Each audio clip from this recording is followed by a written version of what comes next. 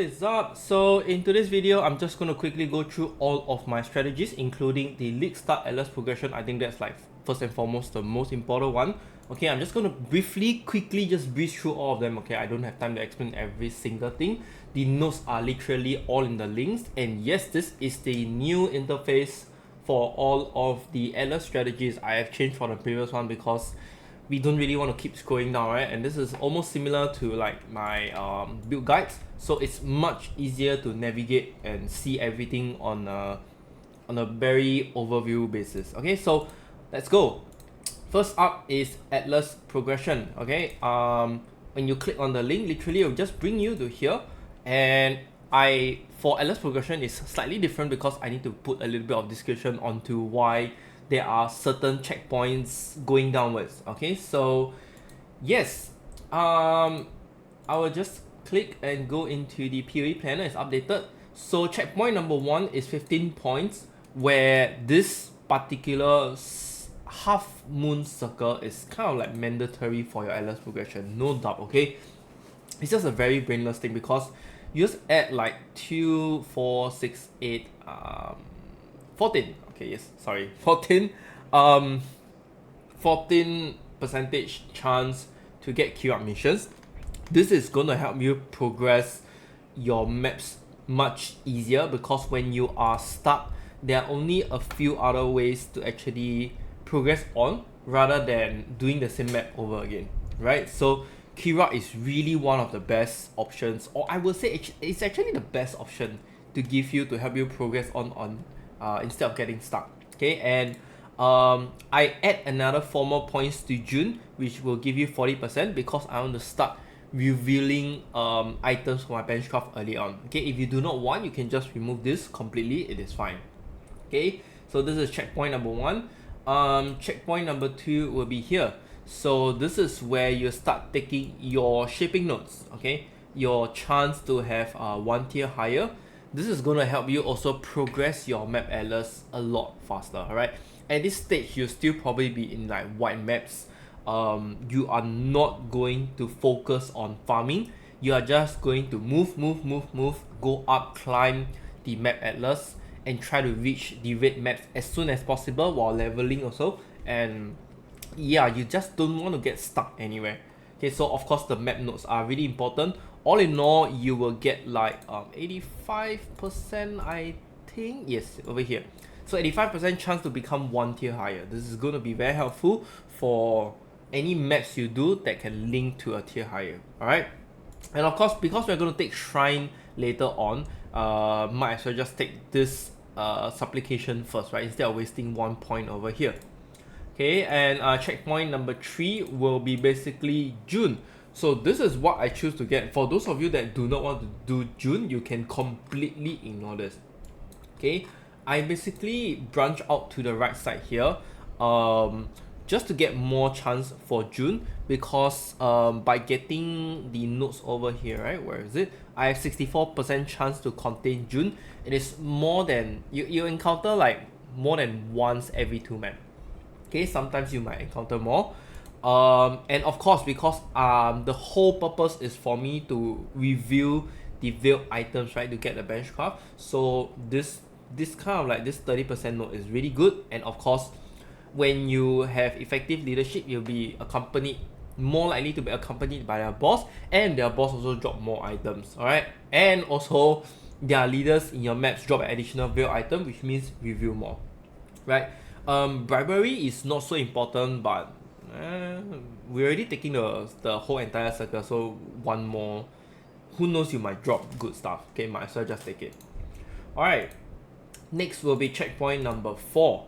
So checkpoint number 4 will be branching upwards towards the shrine. Okay, what I highly suggest is straight path up all the way to Unwavering Vision first. Okay, Unwavering Vision is very good for your progression because it just gives you 20 more atlas passive skill point. Yes, you cannot be modified by fragments other than divine vessels, but you're not going to use scarabs also. Okay, however, the downside is scarabs cannot be found in your map. Doesn't matter because now your focus is really not on farming. Your focus is really just to complete your map atlas, get the maps you want, get the slots you want, defeat the boss, blah blah blah, and then wrap it up. do a nice LSQ tree for low budget and focus purely on farming instead of map progression. Okay, and once you take this, you can start taking all of the shrine nodes over here, like the small little ones here. Okay, I will take both. I will take Drawn to Power because it gives you more monsters as well, and magic packs means you have more chance to drop maps also, and of course your double shrine buff. This is more essentially for towards the red, the end yellow and the red match where the monsters start to get really difficult. Okay, shrine is literally your best friend to help you survive and have more damage output. So be careful of this. Just taking all of this now so that we don't have to come back to this later on, right? And from here onwards, literally anything you want, anything that you feel you can start farming your maps, you feel that you can start farming for a little bit more currencies, totally up to you. You can do Legion, can do Expedition, can do whichever you want really, but for me, I'm gonna go for Blight because I have tried Blight like 2 times in a row already and it's been super fantastic for me. Like, the Blight rewards drop maps too. When you complete a Blight, the pump drops maps too. Now that the monsters drop items, the monsters will drop map too and currencies. So it's just an ultra buff to Blight. I don't know how this will actually go wrong. It's like really very good. Okay, so yes, for me here, what I do is I'll just take the bottom circle. Okay, maybe let's just go with the left side first. Sorry. So Fungal Bloom, basically if you 40, 12, 12, 12, this is a lot of chance to encounter Blight, and when you complete the full circle below, you're gonna get 100% chance to encounter a Blight. Right? And on the left smaller nodes, basically you just have more monsters. Spawn faster means more rewards as well. This new node here, Templar Ingenuity, is something that I'm not really sure of. We've got to check it out later, but I'm pretty sure just one more node is fine. Let's just take it and see what rewards they drop. Okay, go on adventure, explore, whichever, see what good stuff they give us. And Blight Part 2, this is where you start branching out to your keystone, Cassia's Pride. Okay, when you take this keystone, literally you're playing tower defense gaming. Okay, when you take these keystones, all you need to do is build damage towers that are not the same type as the portal. That's all. Okay, I did put I think I did put somewhere along here. Yes, so basically the pictures over here, the main tree that I always use is just Arc Tower, Flamethrower Tower, or Scout Tower. Right, this tree is literally like by far the easiest thing, no-brainer thing that I can build on. So yeah, and scaling on towards the left side of the LSQ tree, you have this, basically just more rewards, and your chest can be openable again. Okay, really good right here. So we no longer have the oil tiers now, but you get a lot more loots and drop. Alright, and then last one will be Blight Part 3.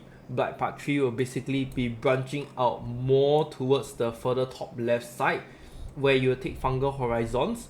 You have more chance to contain blighted maps, and then once you complete a Blight encounter, you will get Blight Reach. Okay, now this one, right, I have thought about it. It might be a double-edged sword. Okay, what I mean by that is, by the time you reach here, most likely, okay, 100% you'll be in red maps. Okay, so the Blight maps that you get will be red blighted maps, which is what people want to purchase. But the problem here is when you get Blight Reach, right, you have a chance to drop maps that will become Blight. Correct? And what if you need map progression alerts? So let's say at the top of your list is tower map that you haven't completed, but you got a tower map for Blight. Okay, so I have not tested this, but I think if you do the Blight map, you will be able to complete it. I'm not entirely sure. Okay, I'm really not entirely sure. I haven't done my research on this, but yeah, this is kind of like the double-edged sword, because if it doesn't complete, then the maps is going to hinder your progression. Okay, so just take note of this. If you think it's not good, just remove it. Alright, next will be Blight Spawn. Blight bosses, you just have more Blight bosses, and then one lane will be guarded by only Blight bosses. Okay, Blight bosses give you tons of rewards. It's really good. Additional reward, blah blah blah. Just more rewards in general. Okay, And the last one will be searing exarch. So basically just taking all of this here. Okay, your usual word of the exarch, wrath of the cosmos, light of the dawn with the pack size. And the reason why I choose to take this last is because when you complete your map atlas, okay, if you are still slightly struggling with a little bit of currency, okay, all you need to do is just continue doing more red maps, because this is like the bread and butter of you getting the currency, right?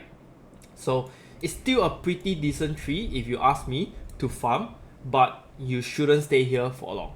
Okay, you should start respecing into a normal skill tree where the difference is not really very significant, because all you need to do is just remove probably the key rank nodes and maybe the June nodes, and then you can spec into something else that is way better. And when you have the currency, you can like start to remove all of this chance to get blight, because using a blight scarab is much cheaper and way more efficient when you can put the points into other parts of the LSQ tree to help you buff up your damage, more contents, more farming methods, so on and so forth.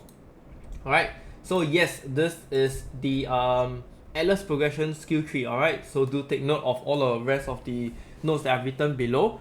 I am not going to explain further. Okay, next up is our Searing Exarch altar farming. Okay, this has been quite popular for like many leagues already. Okay, I do not know exactly how some of them does, but I've ever tried before using multiple scarabs of monstrous lineage. Okay, what it does is a very simple strategy whereby you just go around your map. Okay, kill the boss first, go around your map and kill every single monsters, only take the minion rewards option from the altar, and just keep rinse and repeat. Yeah, it's a little bit boring, to be honest. Like, it's just going around to kill monsters, but your map density will be so dense, the number of Searing Exarch monsters will be so huge, and it's a very simple brain dead strategy. Just go around killing all the Searing Exarch monsters, get their loots, get their currencies, get their scarabs, drops, your Ember Ecore, not Ember Ecore, Ember, yeah, that currency from Searing Exarch, and just sell it in bulk after you've completed one cycle. That's how brain dead easy it is. Okay. So yep, this is a very easy one. Some notes to take. Please, I would highly suggest you to take Soul and Breath Pantheon, because when you're doing this strategy, you're gonna get Ignite, or you're gonna get a lot of Burning Ground. So this is gonna protect you a lot. Right, next will be Blight. I am back to Blight again. So this strategy is for the low budget. This is where you transit from my Atlas progression, if you are going to follow my Atlas progression, to this skill tree. Okay, so you can see I have removed like those nodes that have a chance to encounter Blight, right? So other than the fact that some of them are really kind of, I don't have a choice, but I have to take it. Yeah, there might be some option that I only just see it now. So like 1 2 3 4 5 6. Yeah, this is actually much better. I just realized, yeah, okay, this is much better, because we don't really need this 12% chance to get blind, right? So it doesn't make sense for us to take this 2. Okay, and this is much better, I think. Yeah, 1 point, can save 1 point, so really good. Okay, back to the topic. Sorry. So this is how we're going to do blight. This is a very low budget blight, so what you're going to put it into your map device is just a blight scarab, full stop. That's all. Yeah, literally that's all. Because when you are farming for a low budget farming strategy, you don't really have much currency, so you just want to, elk and go. But it's really not worth to take all of these nodes. So I just highly suggest you to buy a Blight Scarab and go. But if you have more points, or if you don't really want to buy like a Blight Scarab, then again you can respec into something like this. So what I did just now is very similar. Okay, let me just spec back and show you a quick one. Okay, I'm not going to do the same for all strategy. Okay, I'm just going to show you briefly. So something like that, and then if you have if it's too much points for you to handle, then remove some of the nodes and even shrine nodes to keep up with it, or you can just completely drop shrine also. Like perfectly fine in my opinion, or even just drop some of the scarab nodes. Honestly, it's not extremely important. You can drop it to like that. 125 is still decent. Okay, 125 is still decent because that means you have done some of the what is that, the invitations, right? But otherwise, if you haven't done the invitations, then just drop more of this scarabs nodes, because it's good to have it, but if you don't have points, you can't really afford it as well. Okay, I would rather actually remove remarkable relics instead, because you will want to have all of the low tier scarabs at the start of the game. Okay, so something like this, if you don't want to use a blight scarab. Okay, I might go for this as well, I don't know, but see how well the economy goes. Okay, so yes, it's basically the same thing, just that you are farming without the Kirat and the Juno, so you can place more options, you can get more scarabs as well. In the map, it's just fully very efficient, right? And on to Blight. This is the slightly higher budget build. Okay, this I've only created one. I have not thought about what will be my mid game strategy, so I've just only created this because I think Blight is going to be really good.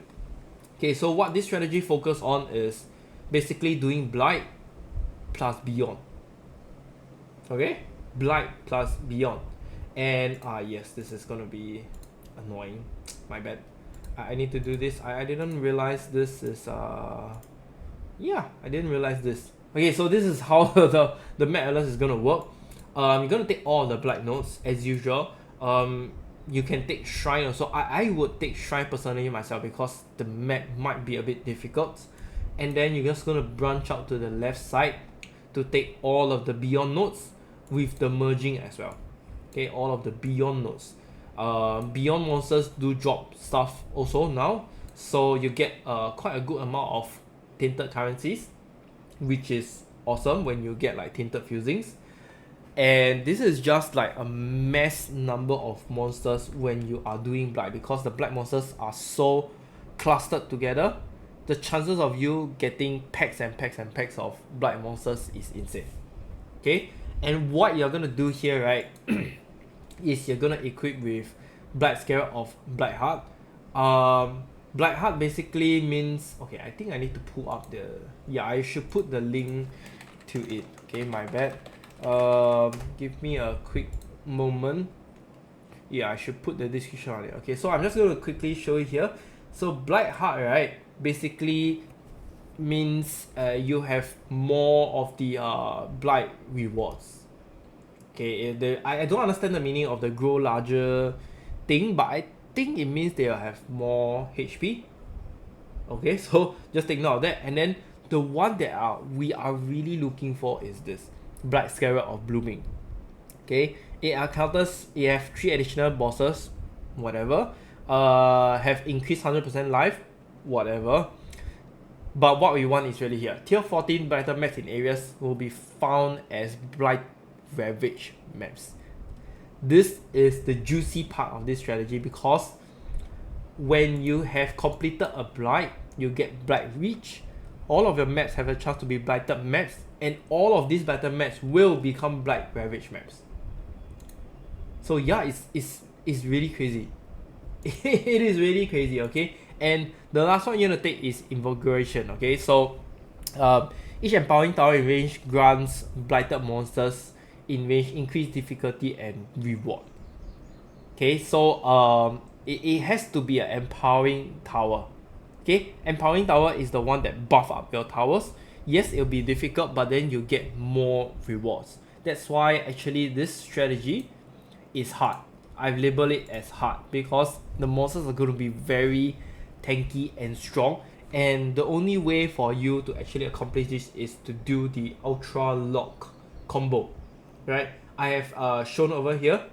So what you need to do is build a tier 2 freeze tower, tier 2 stun tower, and then a tier 2 buff tower, which is basically an empower tower.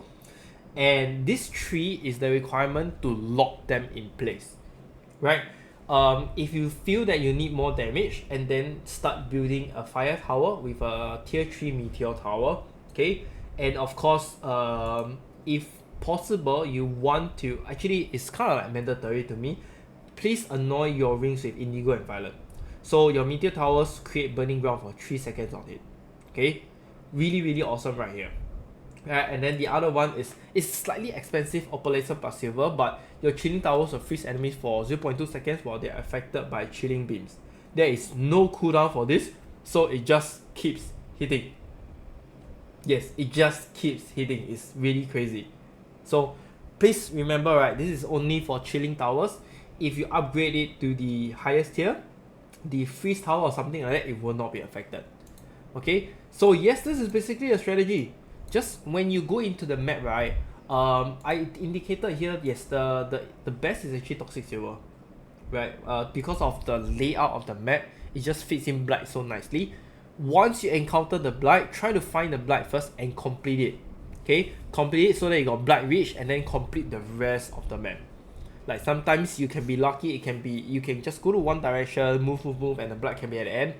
This kind of things is a little bit of a no choice situation, but then again, you might actually get more of the toxic silver maps at the beginning, right? This is to sustain your map as well. And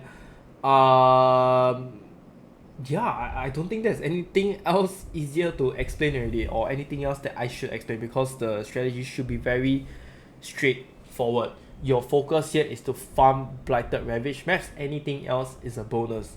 Always currency, tainted currencies, maps, staple currencies from Syria and such, blah blah blah. They are all just bonuses. Okay? The additional thing I forget to mention is cartography scarabs of escalation and cartography scarabs of multitude. So what it does, right? Where is my cartography? Okay, it's here. So 10% increase maps found in area. You want more maps in your map, so obviously you take this, because every map is going to be have a chance to convert to blighted maps. And of course, where is the other one? Multitude. So area contains 8 to 12 additional packs of difficult monsters, rewarding monsters which drop 300% increased maps. So this tool is basically just to help you get a lot more maps in your map. Okay, the whole purpose of this strategy, blighted ravage maps. Okay, I explained too much, so let's go to the next strategy. Okay, the next one is just a low budget legion. I'm just going to use the one with the more points. Okay, maybe I just use the one with the lower points. Sorry, my bad. So this strategy requires you to have a really powerful mapper, fast and powerful mapper. Okay, it's one of the most common early game strategies. Just go into the map, see a legion, click, pop, destroy all of the stasis monster. When it's done, they will start attacking you. Destroy all of them again, pick up the loots, open a chest, rings, repeat. Okay, the good thing about this is you can have multiple legions in one map. That's why it's very efficient, it's very good, and it only supports more or less like characters that can kill very fast, have good AoE, have good clear. If you are playing like minions build, COC is okay, but it's not that great. Minions definitely no. You gotta play something like a bow build, okay? Ellie hit, lightning arrow, something like that, and this will actually work. So yeah, you're gonna farm like staple currencies, raw currencies, stack debts, emblems, splinters, stuff like that, all in this. It's very consistent. Your incubators is gonna give a lot of rewards. So for the incubators, I just suggest you to take 3 of them. No wait, there's 4. One is, I can't remember, there's an incubator, I think Geomancer or something like that, which drops like 6 links. And then you have the currency incubator, divination card incubators, right? And the last one is scarabs. Okay, scarabs can be optional because some of the scarabs drop is quite bad, so up to you. Okay, up to individual choices. Alright, so yes, this is Legion for you. Next is actually Expedition. Expedition is always one of the best earning currency making strategy in the early game, no doubt. Okay, it's always by far the best. How this works, for me, right, when I do Expedition last time, I basically just solely sell the vendor currencies and logbooks. This is the only two things that I focus on. Oh yes, and stack decks, because you get a lot of stack decks over here. So yes, this is the only two things that I'm looking out for, and what we only want to put is Expedition Scarab. Where is Expedition? Over here. So just contain Expedition. And the other one, if you have the currency to buy, is this. Okay, you get more runic markers. Why? Is because runic markers are the ones that drop your logbooks. Okay, remnants do not drop them. It's not a chest. Chests do not drop them. So this is how the LS tree will look like briefly. Same, it's very similar. You just take all of the expedition nodes other than the one that has chance to encounter. Focus on Tujen and Danik because they are the ones that give like the good logbooks, okay, and good vendor currencies. And of course, just branch out to all of your staple stuff. Okay, the reason why we take this whole entire top hat is because we want to scale a lot of pack size. That's why you can see all of those increase modifiers, increase modifiers. Here, we take them all. Okay, we take all of them. So, something that could be changed is probably this. Yes, I just noticed. Okay, I'm sorry, I just noticed. So yeah, you should take this. So you want to have as much increase modifier as you can because this is going to affect pack size. Pack size is going to affect your expedition, which means you got more chance to encounter double rare monsters from one runic markers. Okay, so it's a very just simple strategy. Okay, with no really drawback or something like that. The only thing that I feel is gonna be tough is what kind of build you are playing.